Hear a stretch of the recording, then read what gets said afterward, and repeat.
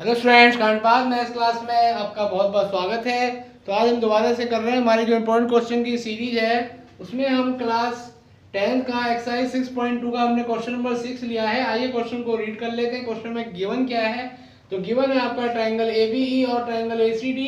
अगर आप ध्यान से देखें, यहाँ एक ट्राइंगल बन रहा है, बड़ा ट्राइंगल जो है ABC, और यहाँ पे इसके अंदर कुछ और ट्राइंगल बन रहे हैं। जैसे एक ट्राइंगल बन रहा है ABE और एक ट्राइंगल बन रहा है आपका ACD, जैसा कि आप देख पा रहे हैं। तो ये दोनों ट्रायंगल हमारे कॉन्ग्रुएंट हैं, तो हमें प्रूव करना है कि ADE ट्रायंगल और ABC ट्रायंगल हमारा सिमिलर है।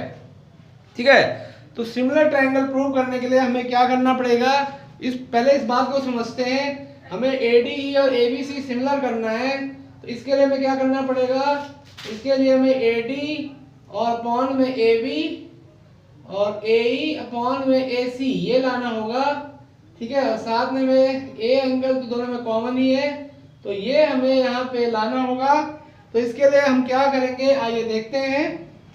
चलिए पहले इसको तो प्रूफ, अब हम प्रूफ कर रहे हैं। तो ट्रायंगल AB और ट्रायंगल ACD हमें कॉन्ग्रुएंट दिया हुआ है। ठीक है, कॉन्ग्रुएंट की प्रॉपर्टी का यूज करेंगे यहाँ पे।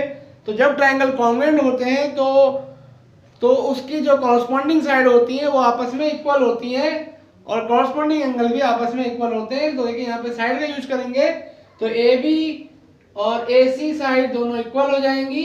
AB जो हमारा ट्रायंगल ABE में है और AC जो ट्रायंगल ACD में है, तो AB बराबर AC। तो हमने AC को, तो AC हमने दही रखा और AB को अपॉन में ले गए, तो AC अपॉन AB हमारा 1 आ गया, इक्वेशन 1।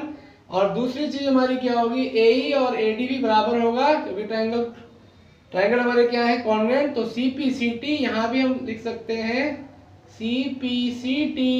ठीक है, तो AE अपॉन AD हमारा यहाँ 1 हो गया। तो इक्वेशन 1 और 2 दोनों में 1 1 दिया है। जो हमारा LHS है वो 1 1 है, तो RHS भी, सॉरी, जो RHS वो 1 1 है, तो LHS भी इक्वल होगा। यानी AC अपॉन AB क्या होगा, AE अपॉन AD। अब हमने क्या किया, AD को हम इस तरफ ले गए, तो AD के अपॉन में AB आ गया। ठीक है, और AC को इधर ले गए, तो AE अपॉन AC आ गया, इक्वेशन 3 हो गई। अब लेंगे ट्रायंगल ADE और ट्रायंगल ABC। ठीक है, तो AD अपॉन AB हम पहले ही लेके आ गए थे। ठीक है, इक्वेशन 3 से, और AD अपॉन AB किसके इक्वल है, AE अपॉन AC के, इक्वेशन 3 से। तो AD अपॉन AB और AE अपॉन AC, तो और एंगल है, और एंगल क्या है, दोनों में कॉमन है।